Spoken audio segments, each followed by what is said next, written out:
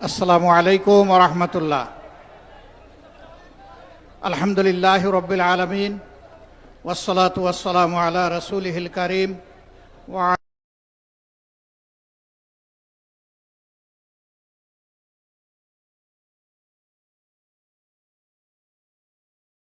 আলা আলিহি ওয়া সাহবিহি ওয়া আহলি বাইতি আজমাইন।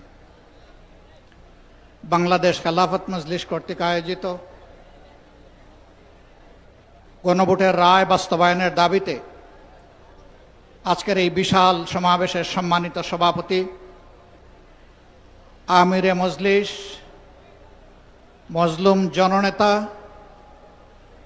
আধিপত্যবাদের বিরুদ্ধে উচ্চকিত কণ্ঠ, প্রিয় সহযোদ্ধা জনাব আল্লামা মামুনুল হক, মঞ্চে বসা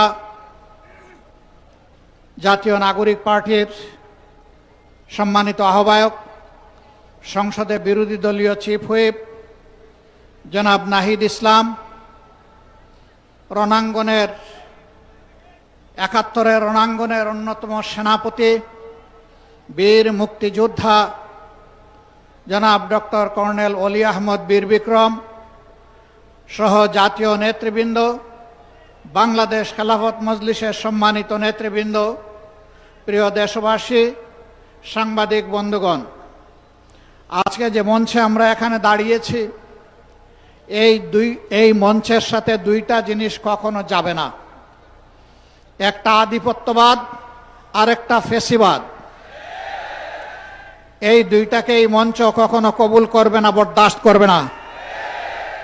এই মঞ্চে যারা বসে আছেন তারা জাতির স্বার্থে দেশপ্রেম বুকে ধারণ করার কারণে জ্বলে জ্বলে তিলে তিলে তারা প্রমাণ করেছেন, জীবন দেব, অন্যায়ের কাছে মাথা নত করব না। আফসোস, ২০০৬ সালের ২৮ অক্টোবর যে খুনের রাজনীতি দিয়ে হাত রাঙিয়ে মানুষের রক্ত দিয়ে হাসিনার রাজনীতির নূতন উত্থান হয়েছিল, তাদের হাতে একসময় যারা সকলেই মজলুম ছিলাম